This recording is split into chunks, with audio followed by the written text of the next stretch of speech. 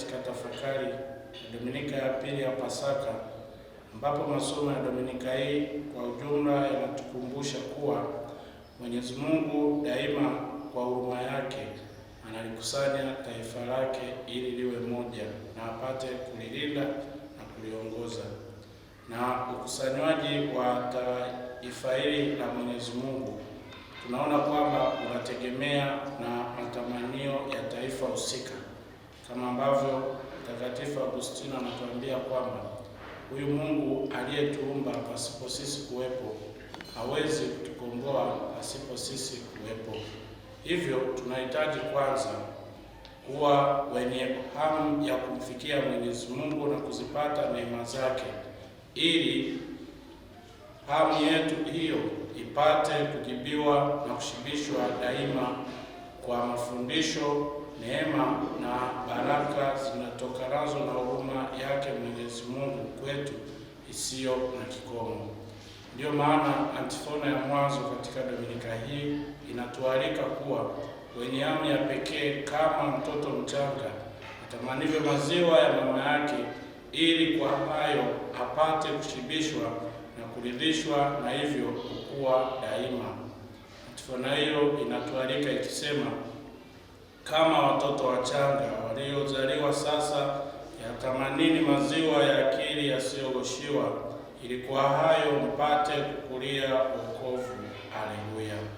Nasi tumezaliwa upya kwa njia ya ubatizo, na tumezaliwa upya kwa njia ya kurudia ahadi zetu za ubatizo, hasa katika mkesha wa Pasaka. Na hivyo basi, baada ya hapo tuendelee kujiuliza tamanio au sisi tunatamani nini katika imani, na kwa nini tumekuwa Wakristo, ili tupate sababu yani kipi tukitafute kama Wakristo. Lakini katika uongozi au katika kuanza majukumu mengine, unaweza ukajiuliza kwa nini uligombea, kwa nini uliomba nafasi hiyo, ili ufanye nini, na kwa namna hiyo utapata kusudio yani kipi upate kufanya. Lakini tujiulize pia, ipi kiu yetu katika imani? Kipi kiu yetu katika imani, na ni kipi chanzo au wapi sasa tunategemea kupata ridhisho la kiu ama tamanio letu? Na basi tunaweza kusema kwamba ni vyanzo vipi vya kulisha imani yetu hii katika Kristo, na kwa namna hiyo basi twaweza kujioji tukakuta twaweza kuwa na matamanio mengi, lakini tuna vyanzo vingine vya ridhisho vya matamanio yetu, na hivyo tunaalikwa kumtegemea Mungu sasa, na hivyo kuwa na kiu ama tamanio la neema zake na kupata mafundisho yake daima katika maisha yetu, ili tupate kukua katika yeye, hatimaye kufikia yeye aliye yote katika yote maishani mwetu.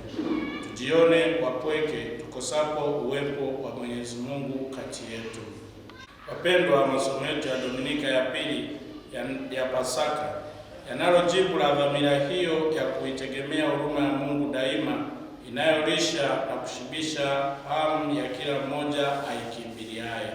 Tunaona katika somo la Injili mitume wakiwa wamejawa na hofu ya kumkosa Bwana wao, yaani Bwana wetu Yesu Kristo, baada ya kukamatwa, kuondolewa kwao, akateswa, na habari za kifo chake zikaenea na kupata kuwafikia.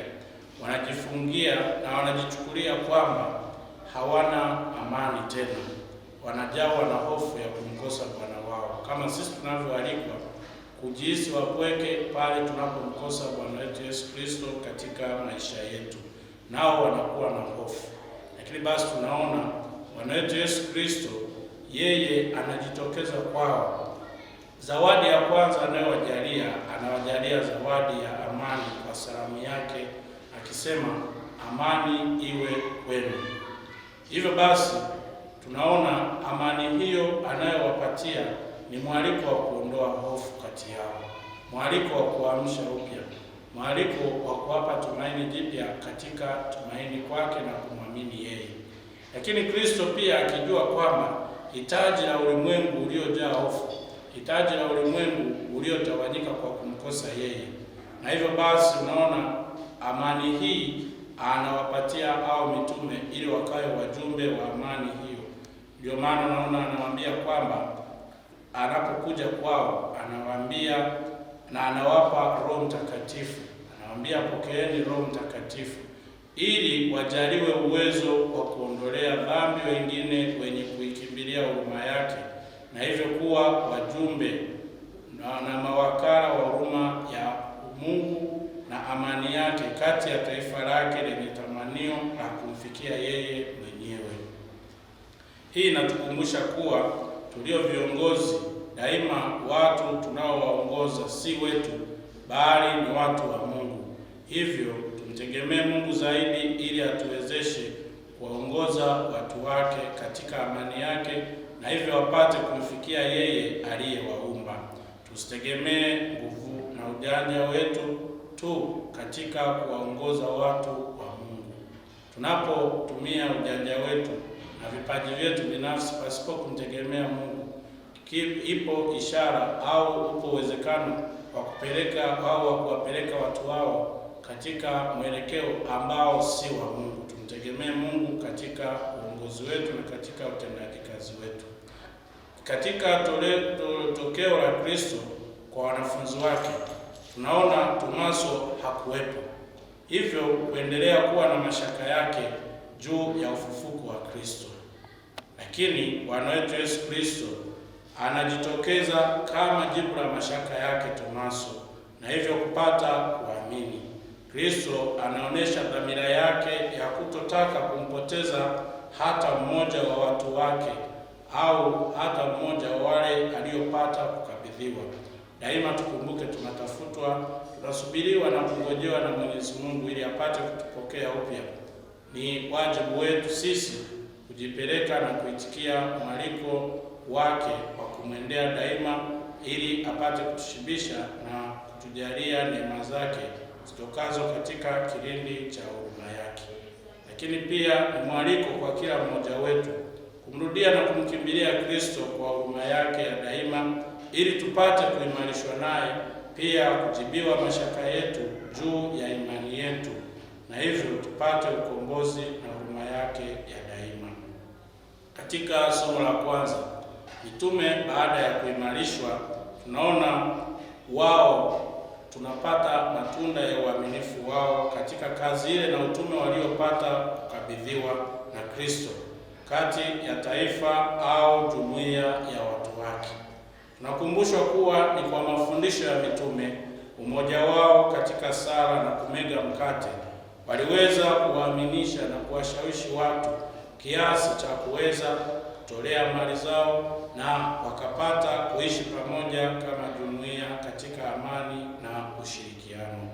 Hili jambo linatukumbusha kwamba viongozi tunakumbushwa tena kumwomba Mungu tuimarishe sisi kwanza ili tuwe mfano bora kwa wale tunaowaongoza. Kiongozi aimarishwe ili awe mfano bora kwa wale wanaomfuata au walio chini yake. Tukumbuke kuwa kiongozi fisadi ni vigumu kuwashawishi watu kutoa kodi zao na pesa zao, hata michango mbalimbali kwa ajili ya maendeleo ya taifa au kundi husika. Hii inapelekea watu wenyewe watajawa na hofu ya michango yao, kodi zao kutokuwa na manufaa kwa maendeleo ya taifa au kikundi chao. Kumbe uaminifu wa kiongozi ndio unaowafanya watu wawe tayari kutolea mali zao na ushirikiano wao kwake yeye na katika uongozi huu. Vivyo hivyo katika imani au kanisa, kiongozi sharti awe mwaminifu kwa mafundisho ili awashawishi waamini au wafuasi kuyaishi na kuyapokea ama kuyafuata yale awafundishayo. Tuendelee kumwomba Mwenyezi Mungu ili viongozi wetu wa kidini na kiserikali wapate kuwa mifano bora ya amani, umoja na kujitoa kwa maendeleo ya makundi walioaminishwa kuyaongoza.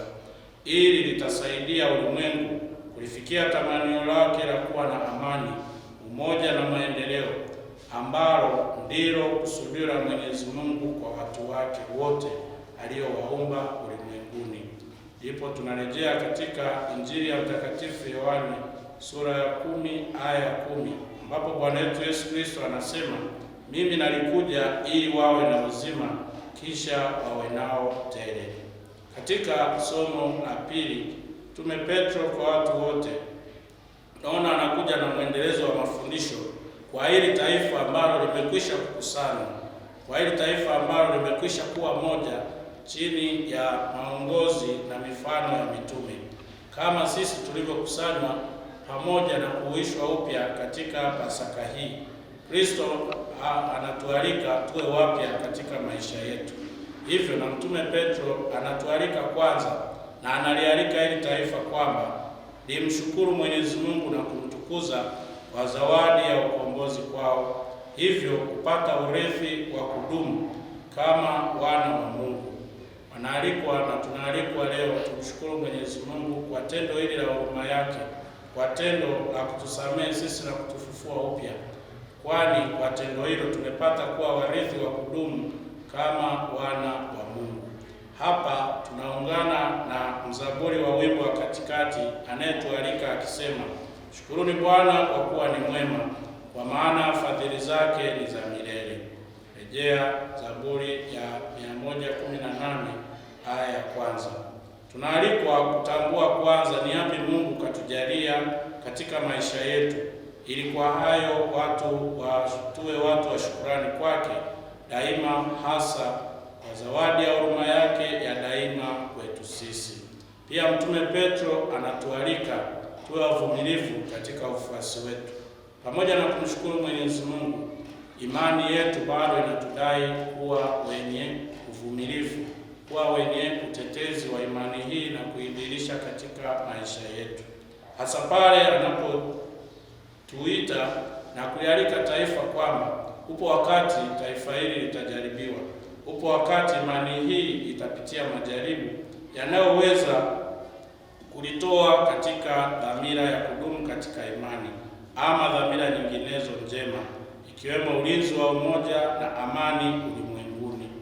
Tunapoamua kuishi imani yetu upya, vipo vishawishi mbalimbali vya kiulimwengu vyaweza kupelekea kutoka katika njia ya kudumu katika imani hii, lakini tuwe wavumilivu na tuwe tayari kuyavumilia na kuyapokea, lengo tupate kuishi imani yetu, tupate kuitetea imani yetu na kuidhirisha kwa ulimwengu mzima. Pia tusisahau dhamira ya kueneza huruma ya Mungu ulimwenguni kote, watu waweze kuonja huruma ya Mwenyezi Mungu kati yetu na kwao wapate kumtukuza Mwenyezi Mungu. Na hivyo basi tufanye hayo yote kwa uvumilivu, huku tukitambua kuwa lengo kuu la ufuasi na udumifu katika kutenda mema ni kuwa kila mmoja apate kumjua Mungu, kila mmoja apate kumpenda Mungu, kila mmoja ulimwenguni aweze kumtumikia Mwenyezi Mungu. Lengo la yote hayo tuyatendayo ni kwamba siku moja sote tupate kufika kwake mbinguni. Nawatakieni Dominika njema na ya huruma ya Mungu, na huruma ya Mwenyezi Mungu hii izidi kuenea kote daima. Tumsifu Yesu Kristo. Kwa jina la Baba na Mwana na Roho Mtakatifu.